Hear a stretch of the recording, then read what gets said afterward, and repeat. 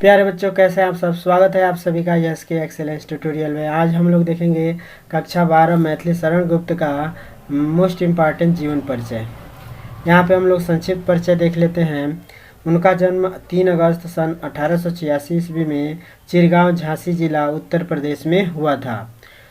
मृत्यु इनका 12 दिसंबर 1964 ईस्वी को हुआ था। इनके पिता का नाम सेठ रामचरण दास था, माता का नाम काशीबाई था। पेशा साहित्यकार, स्वतंत्रता सेनानी थे। भाषा खड़ी बोली ब्रज भाषा था। विधाएं काव्य, नाटक आदि इनकी विधाएं थी। काव्य रचनाएं देखें तो रंग में भंग, जयद्रथ वध, शकुंतला इत्यादि इनके महत्वपूर्ण काव्य रचनाएं थे।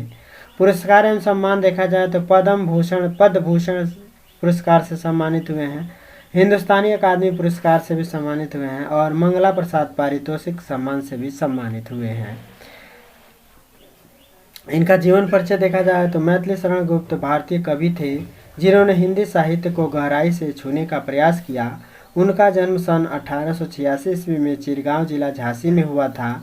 इनके पिता का नाम सेठ रामचरण गुप्त था तथा माता का नाम काशीबाई था। इनके पिता एक अच्छे कवि थे। ये अपने पिता से बहुत प्रभावित हुए और आचार्य महावीर प्रसाद द्विवेदी जी से भी इन्हें बहुत प्रेरणा मिली, इसलिए द्विवेदी जी को अपना गुरु मानते थे। गुप्त जी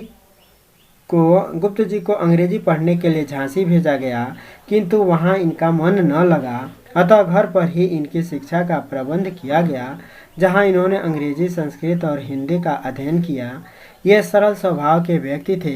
इन्होंने असहयोग आंदोलन में भी भाग लिया, जिसके कारण इन्हें जेल भी जाना पड़ा। इन्हें अनेक पुरस्कार और सम्मान से सम्मानित भी किया गया। तत्पश्चात 12 दिसंबर 1964 ईस्वी को इनका मृत्यु हो गया। साहित्यिक परिचय। मैथिली शरण गुप्त हिंदी साहित्य के प्रमुख कवि और नाटककार थे। इन्होंने विभिन्न विषयों पर कविताएं, राष्ट्रीय उत्थान और मानवीय समस्याओं पर गहरा विचार भी किया है। उनकी कविताओं में गंभीरता, साहस और साहित्यिक उत्कृष्टता का संगम अधिक दिखता है।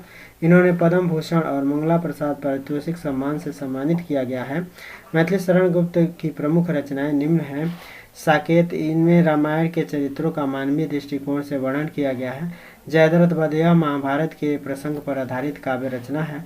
पंचवटी, इसमें रामायण के पंचवटी प्रसंग का वर्णन है। यशोधरा, बुद्ध की पत्नी पर आधारित वर्णन है। भारत भारती, द्वापर, विक्रमादित्य इत्यादि रचनाएं हैं। साहित्य में स्थान देखा जाए तो मैथिली शरण गुप्त हिंदी साहित्य के खड़ी बोली के प्रमुख कवि और राष्ट्र कवि के रूप में प्रतिष्ठित हैं। तो इस प्रकार से ये इनका साहित्यिक परिचय और रचनाएं ख़त्म हुआ। और इस तरह से आप लोग लिखेंगे तो पक्का 5 में 5 नंबर आप लोग को मिल जाएंगे। तो फिर मिलते हैं अगले वीडियो के साथ। तब तक के लिए जय हिंद।